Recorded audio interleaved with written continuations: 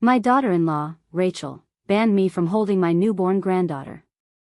The words didn't seem real at first, like they'd been said in another language, or maybe whispered in a dream I hadn't quite woken from yet.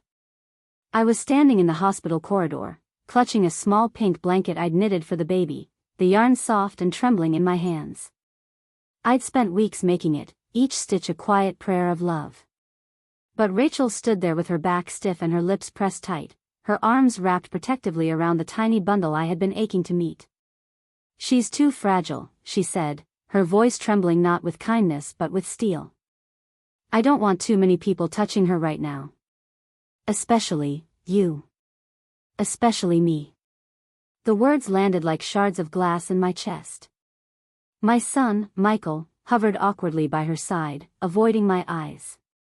His jaw twitched like he wanted to say something, but Rachel's hand tightened on his arm, and he stayed silent.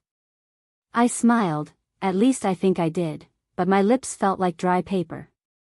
"Oh," I said softly, as if she'd told me the baby was sleeping or needed changing. I didn't let my voice crack, though my heart already had. They walked past me into the hospital room, the door closing behind them with a quiet click, shutting me out.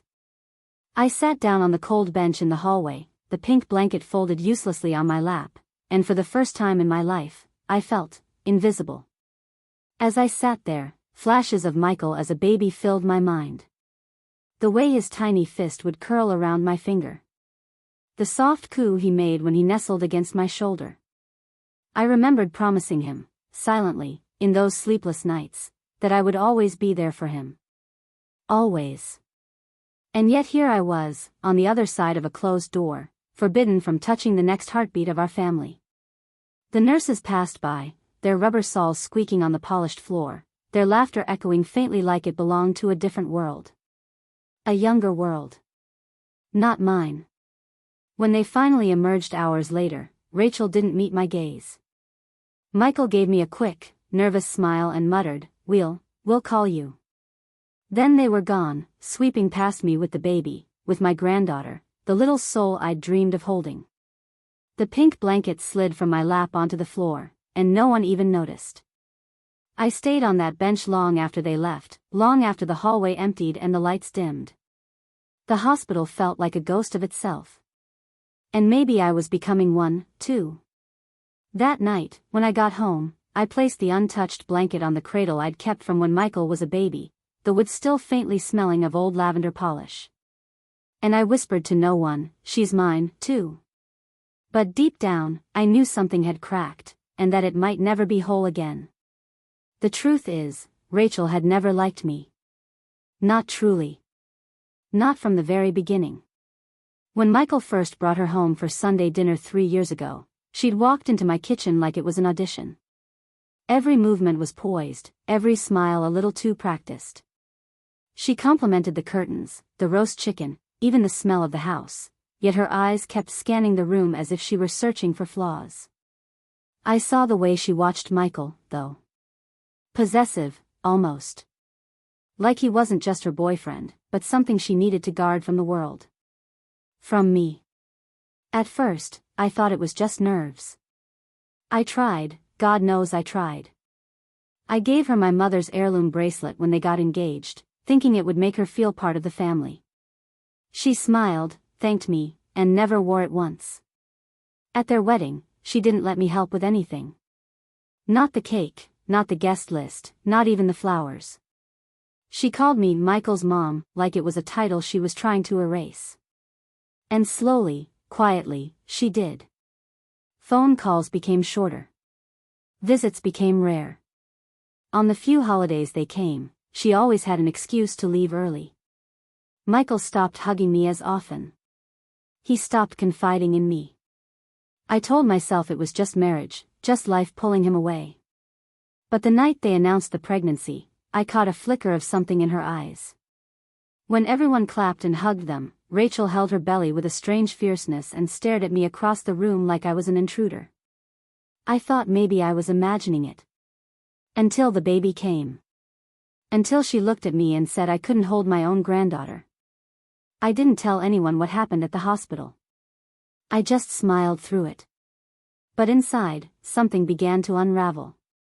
I stayed up late knitting tiny socks she'd never wear. I kept the nursery corner ready in my house though no baby would come. I started writing letters to my granddaughter in a little leather journal, telling her about the garden, about how her father once spent entire afternoons chasing butterflies. About how much I loved her, even though she didn't know me. And then one evening, Michael came by alone. It was raining, the kind of soft, gray rain that makes everything smell like memory. He stood in the doorway dripping water onto the rug, looking like the boy he used to be, not the man with a wedding ring on his hand. "Mom," he said quietly. "Rachel doesn't want you to come over for a while." "For a while," I repeated, my voice catching like a thread on a nail. "Because she thinks you'll interfere. That you're too emotional." Too emotional. Me. The woman who raised him through sleepless nights, broken bones, heartbreaks and exams. The woman who loved him so fiercely it sometimes scared her. I nodded slowly, as though agreeing to something reasonable, though I felt the floor tilting under me. "Michael," I whispered, "do you think I'd ever hurt your child?" He didn't answer. He just stared at his shoes. And then, before he left, he said something that hollowed me out completely. "She's not your baby, Mom. She's ours. Please, remember that." The door closed. The rain kept falling. And I sat alone in the silence, clutching the little journal to my chest like it was the only proof that I still existed. That night, I made a decision. One I hadn't made in years. If Rachel wouldn't let me be part of their world, then I would make sure my granddaughter would still know who I was. Somehow. Even if it meant breaking everything wide open. The plan came to me slowly, like dawn creeping over a frozen field. I started leaving small gifts on their porch.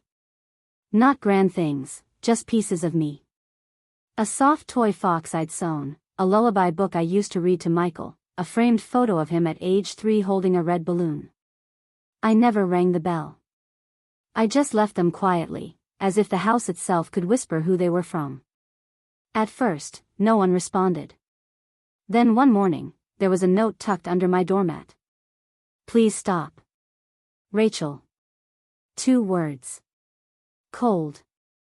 Final. But I didn't stop. Because this wasn't about her anymore. It was about a baby who deserved to know she came from love, not silence. Then, weeks later, something changed. Michael called. His voice was cautious, but not unkind. "Mom," he said. "Rachel, she read one of your letters. The ones you've been leaving. The one about the butterflies." I held my breath.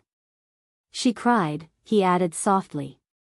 She said maybe you could come by. Just for a short visit. If you promise not to overwhelm her." I promised.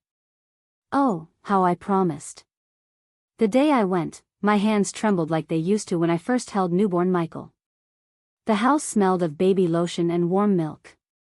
Rachel looked pale and wary, but something in her eyes had shifted, like ice cracking in spring. She placed my granddaughter in my arms without a word. And there she was. So small. So warm. Her tiny fingers wrapped around mine with absolute trust, and the world, every hurt, every exile, went quiet. My granddaughter opened her eyes then, dark and searching, and for a moment it felt like she was looking straight through time. Straight through Rachel's walls and Michael's hesitation and my own loneliness. I whispered her name like a prayer. Rachel stood nearby, arms crossed, but I saw her watching me, not like an enemy, but like someone who wasn't sure what to make of what she saw. A grandmother holding her granddaughter as if she'd been holding her in her heart forever. That visit lasted only 20 minutes.